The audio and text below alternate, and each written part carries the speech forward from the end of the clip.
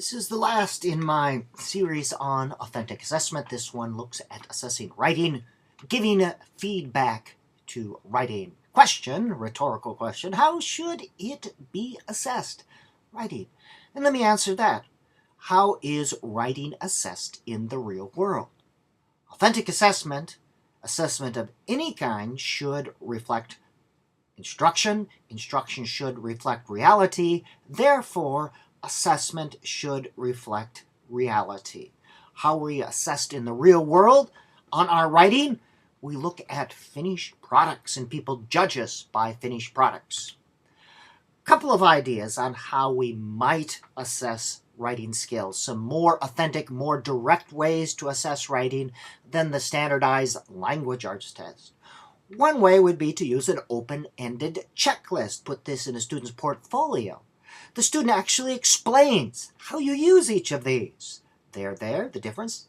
Get it? They describe how they use these. This gives you a much better sense of the student's understanding of these things. You don't get any stinking numbers, but you do get understanding. You do get information that informs teaching. And that's what good assessment does.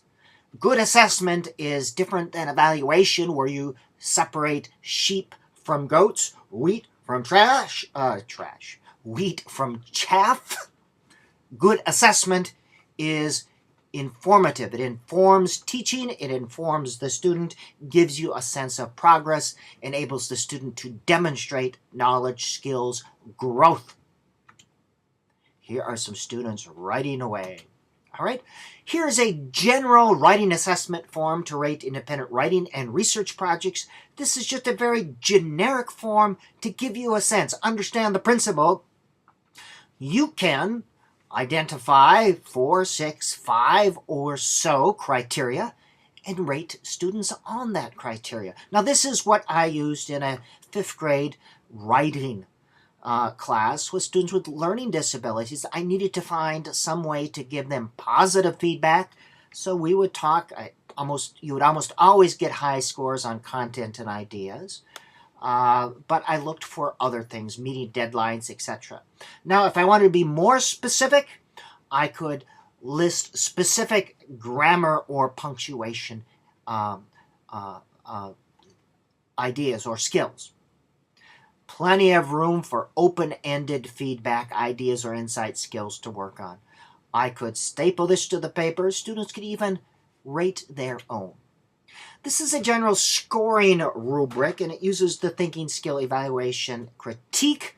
A rubric has the criteria here and a description along this side. Now, I generally do not like rubrics because they tend to be more cumbersome than pragmatic. This uses just a few words to describe each level. I prefer a rating checklist. But if you want to go ahead and create a rubric for yourself, criteria there, and then describe what each level of that criteria would look like. Again, I think teachers tend to spend more time with the description and seeing if the writing matches the description than just giving some gosh darn feedback. Remember, no one measure in and of itself is valid and reliable. No one measure is valid, measures what it purports to measure.